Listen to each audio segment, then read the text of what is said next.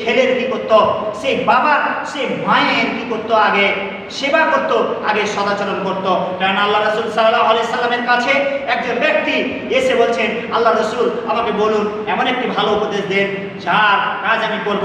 আল্লাহ রাসূল সাল্লাল্লাহু আলাইহি সাল্লাম বললেন যে তুমি কি করো, তোমার মায়ের সেবা করো। আবার সে মেয়েটি, আবার ছেলেটি জিজ্ঞেস করলেন যে আল্লাহ রাসূল তারপরে কার করব? আল্লাহ রাসূল বললেন তোমার মা। আবার জিজ্ঞেস করলেন তারপরে কার করব? তারপরে বললেন কি তোমার মা।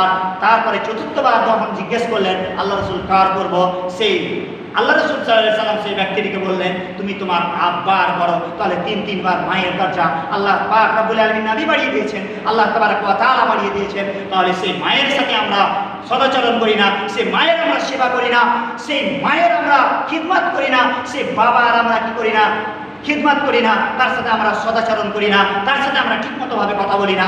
তাহলে আজকে যে বাবা আমাকে খাইয়েছেন, যে বাবা আমাকে পড়িয়েছেন, যে বাবা আমাকে 10 বছর আমার পিছে টাকা পয়সা মাল ধন সময়কে আমাদের পিছে অপচয় করেছে, খরচ করেছে, সেই বাবার সাথে যদি আমরা সদাচরণ না করি, তাহলে সেই বাবা যদি আমার জন্য, সেই বাবা যদি আমার জন্য, ওই মা যদি আমার জন্য কি করে দেয়, বদদোয়া করে দেয়, তাহলে আমার বদদোয়া কি হয়ে যাবে, লেগে যাবে।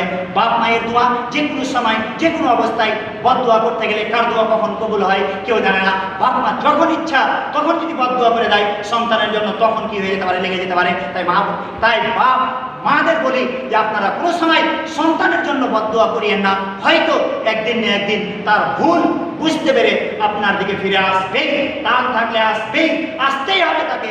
তো আপনার উচিত হবে আপনার সন্তানের জন্য, আপনার ছেলের জন্য, আপনার মেয়ের জন্য বদদোয়া করিয়েন না। একটি ঘটনা বলি, তা হলো কি, কোনো এক জায়গার ঘটনা, অনেক দিনের আগের ঘটনা, যে একজন মেয়ে ছিলেন, একজন ছেলে, তারা 2 ভাই বোন কি করতো, মাছ মারতে যেত, পাখি মারতে যেত, তারা মেরে নিয়ে আসতেন খাওয়ার জন্য। তারা একদিন পাখি মারতে গিয়েছিলেন, পাখি মারার কারণে পাখি মেরে আসতে